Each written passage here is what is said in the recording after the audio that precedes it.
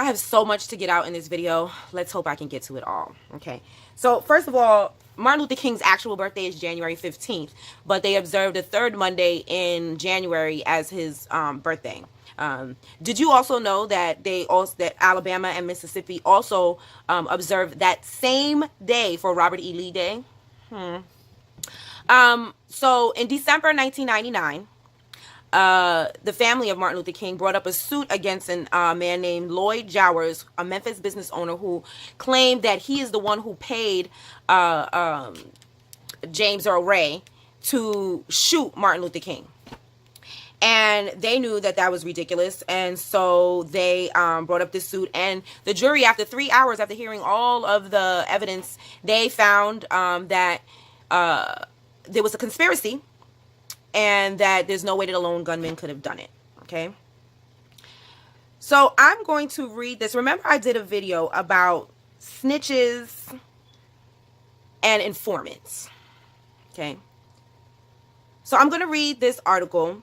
A gentleman named Ole Demigard, who he's won awards for his research on cases and things like that. And so he's pretty reputable for his research, okay? So I'm going to read this article. Ole Demigard, probable cause evidence shows that Jessie Jackson was key covert FBI operative responsible for April 4th, 1968 Martin Luther King assassination.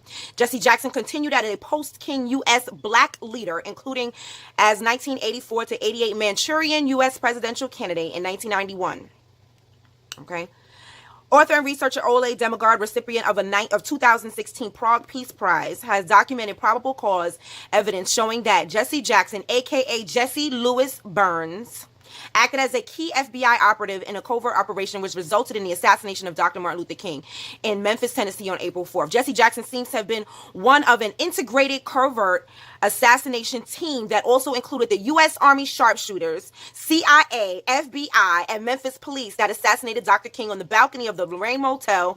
Ole Demigard fully credits Dr. William Pepper with the basic research for his conclusion. Ole Demigard demonstrates that Jessie Jackson acted as a messenger between the head of the Dixie Mafia, the FBI CIA contractor for the King assassination, and the Lorraine Motel in changing Dr. King's ground floor room from 206 to 306 that had a balcony so the U.S. sharpshooters and other cable shooters would have a clear shot to Dr. King. Jackson got the message via a covert phone call from the Dixie Mafia chief's wife to a third party with instructions to change Dr. King's room to 306.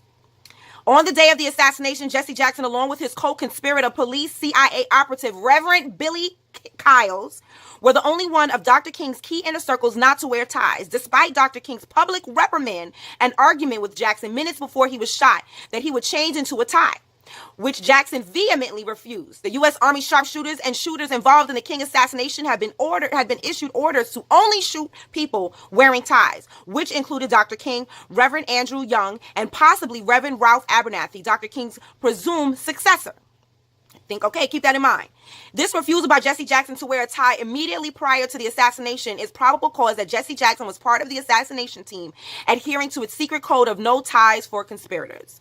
The shots that hit Dr. King were fired by Memphis police officer Frank Strausser, accompanied by spotter Earl Clark, another Memphis police officer with the U.S. Army sharpshooters or other backup shooters hidden in the cafeteria of the fire station number 2, a nearby water tower, and another high building, according to the Demigard. Following the shooting at Lorraine Motel, Dr. King was taken to a St. Joseph hospital where, according to Ole Demigard, an assassination cable connected physician by the name of Dr. Breen Bland entered with 2 men in suits, ordered the nurses to stop working on that nigga and let him die. The physician then spat on the victim, took a pillow and placed it on Dr. King's face, smothering him and ensuring he was dead. The designated patsy of this false flag assassination plot, James Earl Ray, did not fire any shots and had not been handled by a mysterious Raoul, blah, blah, blah. According to Demigard, personnel operation of 40, who who had successfully carried out the John F. Kennedy assassination in Dallas on November 22nd, 1963, were also recruited in the assassination teams for Dr. King and Robert F. Kennedy. According to Demogard, Jessie Jackson, who was acted as the national black leader since April 4th, 1968 assassination, acted out a psyops immediately following Dr. King's assassination, whereby he, according to Andrew Young, dipped his hand in Dr. King's blood on the balcony floor and smeared it on his pullover, creating a false meme that Jackson had been the last to hold Dr. King in his arms, when that was false, according to an eyewitness. Jackson also stayed behind at the Lorraine Motel after all members of Dr. King's entourage departed for St. Joseph's Hospital, where stricken Dr. King was taken, and became the de facto spokesperson for the world and national media for the King organization, which in fact promoted Jessie Jackson to a new national and international prominence. In fact, it was known within the Dr. King's inner circle that Dr. King had uncovered Jessie Jackson as a police spy and was preparing to out him. Within Memphis police, FBI, and CIA assassination team, Jessie Jackson was reported pushing for a quick King assassination date, saying that King was on to him. In the ensuing years, as a covert police asset at the Dr. King assassination, Jessie Jackson became a ubiquitous default black leadership personality, replacing the authentic African-American leader, Dr. King, who Jackson helped assassinate, would have been. Besides media and social organizers, Jackson was a candidate for the Democratic. We already know that he ran for president and failed. Many independent researchers have documented the extent to which the CIA and other federal agencies infiltrated the HSCA, such that the truth of these 4 key political assassinations, which begin with a coup d'etat in America within the assassination on November 22nd, 1963 by CIA Operation 40 personnel at the orders of high-level co-conspirators, including President Lyndon B. Johnson, later President George H.W. Bush, Richard Nixon, and we all know that's crooked FBI Director J. Edgar Hoover, and numerous power groups from which the United States has never recovered as a modern democracy. We don't take snitches seriously. People will come into your organization, into your fight, into your battle, the one that you started, and tell you how you should do and what you should do and how you should move. Follow your third eye. Let it always remain open. Because as you see, Dr. King knew something was wrong with Jessie Jackson. But he didn't cut him off like I cut people off. Because I have the benefit of this knowledge after he is gone. I have the benefit of knowing if I think you was snitch, get away from me. I'm not going to tell everybody else that you was snitch. I'm not going to sit here and make videos publicly calling you a snitch. But guess what? I'm not going to deal with you. I want nothing to do with you. I want you nowhere around me. Don't nobody better tell people my business. Because I take snitches seriously. I am a student of history. I see what snitches have done to the people with good hearts, to the people who really want to fight for black empowerment, as opposed to people who just want to be in front. May Dr. King rest in power. May us as black people and those who are really, really fighting for black empowerment, may our third eyes be open to see, sense, and smell these alphabet soup, FBI, CIA snitches.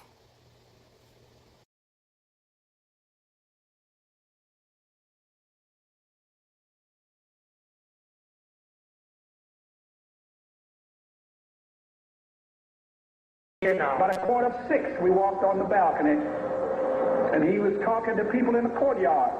He stood here and I stood there. Only as I moved away, so he could have a clear shot, the shot rang out. Thank you. So why do you think he got convicted for the murder? Well, he didn't get convicted. He pled guilty. You have to understand, though the news media puts it out as he was the self-confessed killer of King, that's not true. All through the transcripts, the entirety of the record, he never confessed, and often he said, I never said I killed King. I didn't kill him. I'm pleading cause of Alford. That's ALFORD. It's a moderately old U.S. Supreme Court case, and it says even if you are not actually guilty and you are pristinely innocent, you may plead guilty to the charge if you think that doing so is in your best interest under all of the circumstances as you know them to be, and you're doing so freely. I had no intentions of making a video today, but the universe is so amazing that I ask questions or I have thoughts and things come to me, okay? So I want to say yesterday, a friend of mine posted something about, Black people not trusting each other. And this is a friend of mine that's a friend of mine, okay? And I responded by saying, I'm going to be honest. I tried to hold my tongue. I just respond with an emoji, but I let my melanin and the ancestors guide me. I see things that others may not. That's what led me to do what I did and how I did it in the first place, referring to the nail shop. I love my people and I will continue to fight in other ways, but please don't forget how infiltrated Malcolm, Martin's, and the Panther movements were. This isn't directed towards my friend that I was talking to, because I told her I love her like cook food, but I will not ignore the warning signs I see in others. I won't publicly bash them either because I have no proof, but I will let my melanin guide me. And I just want you to know this has nothing to do with the people that were there in the beginning and Jade. Like, this has nothing, this is not towards them. I told you I left it in very capable hands, and I know that I did, but I also know I study I am a student of history. I'm not a historian, but I am a student. I am a sponge. I do everything because I want to know how. I want to know why. I want to know how can we fix it. I want to know. And to know these things, you got to study, and I'm blessed to be in this age.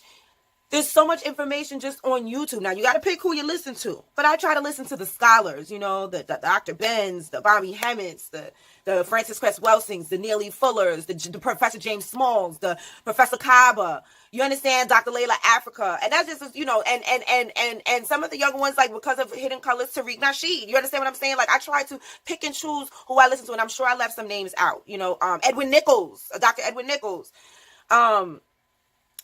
So I study and I listen to these people like on repeat, okay? Because it's right there. It's so easy. It's on my phone. You understand? Take advantage. But I saw today, Remy posted this thing. It says, white St. Louis cops indicted for beating Black protester who was an undercover cop. Now, that alone is deplorable, okay? But what I want you to pay attention to is for beating Black protester who was an undercover cop. Why are there Black undercover police in the protests? I want you to take a look at this video of this FBI informant who infiltrated LA. California. He was all over the place. And I'm also going to include a link so you can watch the entire interview with this gentleman. I'm going to find as many of those FBI, and I'm going to add those links below, okay? And so when you're out there, right, all over the country, all over the world, have your third eye open. Pay attention, because not all skin folk is kinfolk. And that doesn't mean you got to stop fighting for your family, but you got to be smart. Pay attention. Pay attention. And be safe, family. Tell me about some of the cultural organizations that you infiltrated and what you did. PASLA, Mafunde, Watts Writers Workshop, which they have. The Watts Writers Workshop? Yes. Watts Writers Workshop, which was one of the oldest established Black writers workshop. That place was burned down. Yeah. The Bureau had it burnt down. How do you know that? I know because I participated. I did the arson. You burned down the Watts Writers Workshop? Yes. Theater, I built the stage. You built the stage? Oh, yeah. When I got to the workshop, The stage that had been, the original stage that had been built needed an extension on it. The original part of the stage was in terrible condition. They had no lighting system. I put the lighting system in myself. I put the stage in myself. And that was a stage, man. And that was a theater. So do things that I didn't have to do. I would go out of my way. You know, like Mafundi would have a pageant and they needed someone to do the sound setup for him. And I'd say, of course, I'll do it for you. You know, that kind of thing. I was very well liked at one time in the community. Would you say to American citizens that this situation of surveillance and infiltration continues to this day? Oh, yes. On the dimension that you experienced? Probably much larger by now. Larger? Oh, yeah. Let me put it to you like this. Each year, everything gradually escalated up more and more. So I figured when I left, it didn't stop escalating. As they say, one monkey does not stop anybody's show. And were killed in the raid. 4 of the 7 surviving occupants of the apartment were wounded. All were charged with assault and attempted murder. And I remember walking out of the office and looking through a little clearing over on the next block, which was right in front of the Monroe Street address, and seeing a lot of police cars over there. And at that time, Bobby Rush came to the office. He had just come from over there, or maybe the coroner's office. In any case, we walked back over there, and we both were speechless. We just walked through the house and saw what had taken place and where he died, and it was shocking. And then I just began to realize that the information that I had supplied leading up to that moment had facilitated that raid. I knew that indirectly I had contributed, and I felt it, and I felt bad about it. And then I got mad, and then I had to conceal those feelings, which made it worse. I couldn't say anything. I just had to continue to play the role. FBI headquarters authorized payment of a $300 bonus to informant William O'Neill for, quote, uniquely valuable services which he rendered over the past several months, unquote. Various felonies, including deprivation of constitutional rights, conspiracy to obstruct justice, and destruction of evidence. All of this stemming back to a night of protests after the verdict which acquitted former SLMPD officer Jason Stockley of first-degree murder last year. Took down one of their own, according to prosecutors, a black detective who was working undercover that night. Boone, Hayes, and Myers, who are white, used unreasonable force on the undercover officer, throwing him to the ground, kicking and striking him while he was compliant and not posing a physical threat. Also conspired to prevent information from reaching federal authorities, essentially hiding information. The indictment also alleges that Myers destroyed LH's phone to impede, obstruct, and influence the investigation. Text messages sent between the officers that prosecutors say expresses disdain for protesters and expressed excitement to use unjustified force against them. Officer Boone wrote, quote, "A lot of cops getting hurt, but it's still a blast beating people that deserve it."